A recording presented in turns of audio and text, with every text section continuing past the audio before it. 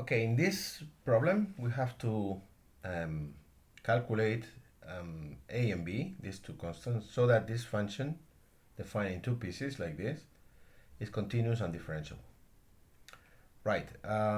In every piece, the function is continuous and differentiable because here we have just exponentials and polynomials, right? And the denominator in this region never vanishes.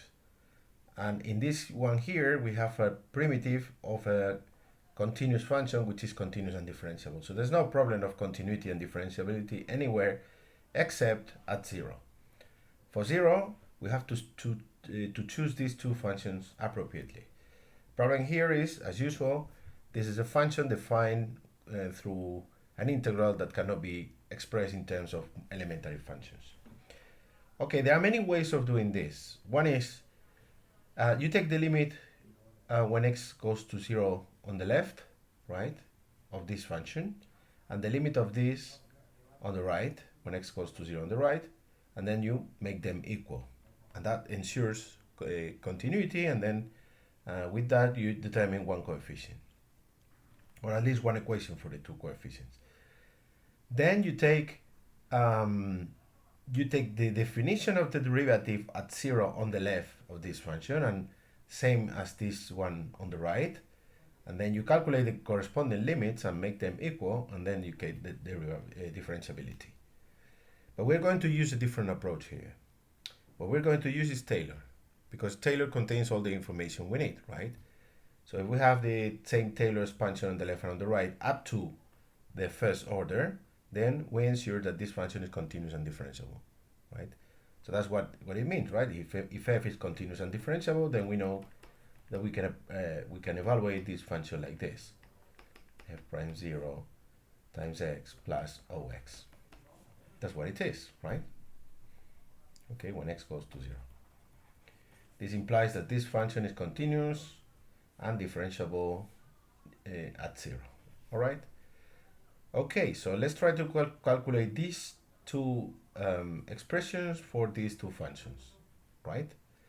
So let's go first to this function here. Despite the fact that it looks more complicated, this is going to turn out to be easier. Okay, this function here, a plus b, this integral, we're going to call it like this, where g is the integral of this function, all right? Sorry, 4 dt. Okay, now g of 0 is equal to 0 because the integral from 0 to 0 is 0, right? And if we calculate the derivative is straightforward. It's just this, x4, right? So if we make the derivative at 0, we get 1.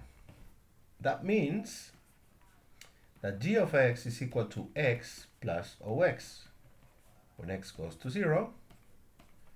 And then if we put it here, a plus bg is equal to a plus bx plus ox when x goes to 0. Okay? So we already have this expression for the right hand side. Now we go to the left hand side. We know that the exponential is equal to 1 plus x squared over 2 plus x cubed over 6 plus ox cubed when x goes to 0. Okay, why stopping at cube? Well, because there's a square here down here, and we want the expression to be a polynomial up to degree x. Okay, so we need at least to get to x cubed in the numerator, right? All right, then if we substitute it up here, so ex minus 1 minus x divided by x squared. Okay, when you subtract to the exponential 1 and x, which are these two terms, what you're left with is this one here. So you have x squared over 2 plus x cubed over 6 plus ox cubed over x squared. And if you divide by x squared up and down, what you have is 1/2 plus x divided by 6 plus ox when x goes to 0, of course. So this is the expression, on the left hand side of 0. So you have this expression on the right, this expression on the left. It's clear that they are both equal if a is equal to 1/2 and b is equal to 1/6. And that is the answer to the problem.